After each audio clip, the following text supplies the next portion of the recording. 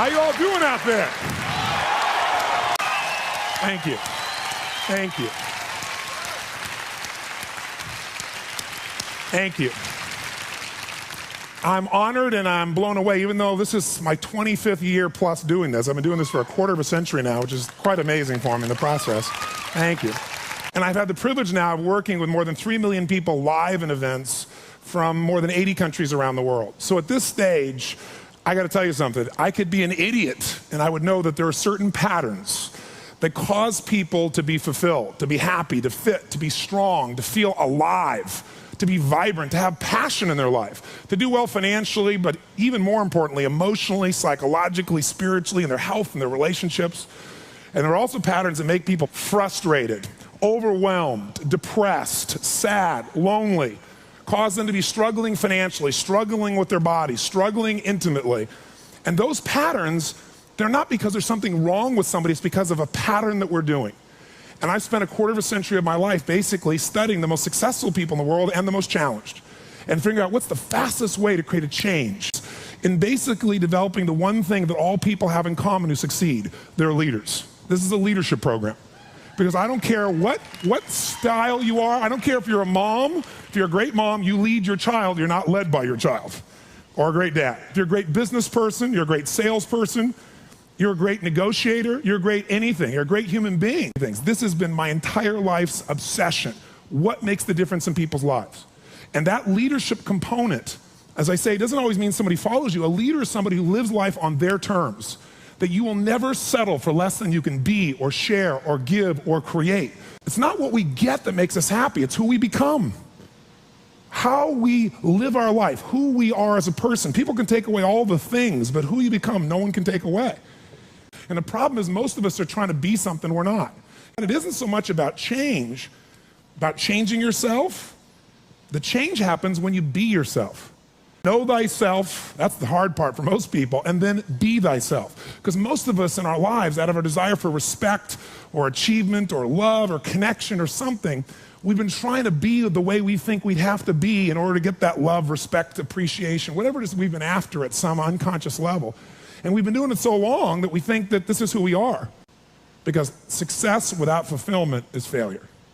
And I can't tell you how many people I work with who are supposedly the best in the world at what they do, and they have more money than they can spend, and they have all these people that love and respect them, and yet they're unhappy inside. Because if you want to know what's really you, where you're going to be alive is when it's really you.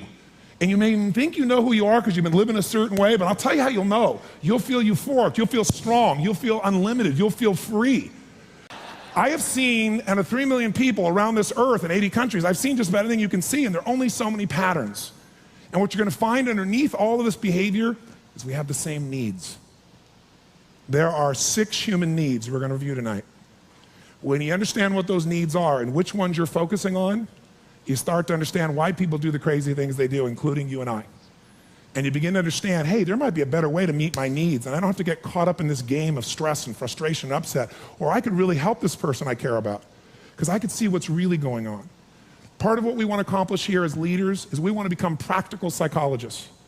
We want to understand what's really going on so we can help, so we can make a difference, so we can transform. So yes, of course you can do better in your business, because the more you understand about what people need and want, the greater you're going to be. The better manager, better leader, the better mom or dad, the better friend. And there's a better you that's available when you understand what's driving you.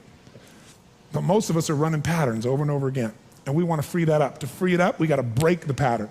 We got to do things that are different. So we're going to do something different. I'm not here because I believe in positive thinking. If you think that's what I believe, you don't know much about me. I'm not one of those people that believes you're supposed to go to your garden and chant, there's no weeds, there's no weeds, there's no weeds, there's no weeds. There's weeds right there. All right, that's what I believe. Here's what I believe. I believe that if you really want to be effective, you got to tell the truth. In fact, there's 3 mandates of leadership, if you want to jot them down, that may be the foundation of everything that I believe, and I hope that you will see as something that's useful for your own life to remember, because it's so fundamental. So the first mandate to leadership is not just to be positive. First mandate to leadership is see it as it is, but not worse than it is. The first secret to be an effective leader in your life, whether it's you want to lead your body from the location it is right now you're unhappy about, you don't have the energy you want, your body's not where it wants, to where you want to be, that's leadership. You want to transform your business, that's leadership. Your income, that's leadership. You want to help your children, that's leadership. You're going to be a leader? Step number one, tell the truth. See as it really is, but don't make it worse than it is so you have an excuse not to try. What takes guts is to put yourself on the line. What takes guts is to say, I'm going to make this work. What takes guts is to say, I'm going to believe, knowing I could be disappointed or devastated. But you know what? Disappointment's a good emotion if you learn how to use it. Anybody can see it as it is and maybe be honest, but here's the real secret. Can you come up with a vision? Step two is see it better than it is. That's part of what we're going to do this weekend. Seeing it as it is, you got to be honest. And there's not anybody in this room, including me, doesn't have areas of their life that can be made better. But if we can figure out what they are and tell ourselves the truth, regardless of what other people think, then we got a chance to make a change. I learned something from General Schwarzkopf, one of the best leaders I've ever met. And I got a chance to spend quite a bit of time with him over the years. And he said to me, Tony, I'll tell you the secret to leadership. He said, the whole secret to your life, for any group, any individual, is no individual, no organization can get better till they can admit something's wrong.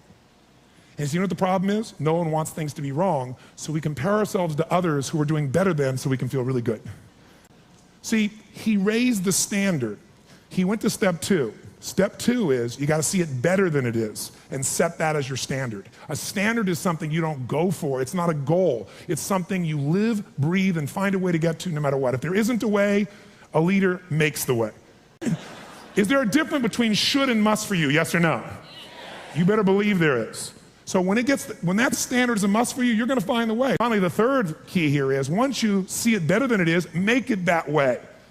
You got to take massive action. You got to be resourceful. You got to find the way to make it you want it. So this weekend, first thing we're going to do after a while is you're going to get real clear about how is it really? How is your relationship really? How is your body really? How is your career really? How are your finances really? All of us in this room, as different as we are, and you can look around, you see every gender, race, probably religion, belief structure in this room. The one thing I bet we have in common is we won't settle. How many came because you want more? How many came because you want more? Say I. Oh, say I. So whatever that more is that you came for, more energy, more focus, more determination, more confidence, more certainty, more love, more success, more playfulness, more of your body being where it is, more of your spirit alive, whatever it is, I can tell you this, whatever you think you came for, that's not why you came. Because I've done this for 25 years. I'm not saying you won't get that too. But what brought you here and what you're going to leave with is going to be more than what you thought. I can promise you. You want to know what makes us happy? Progress. That's it.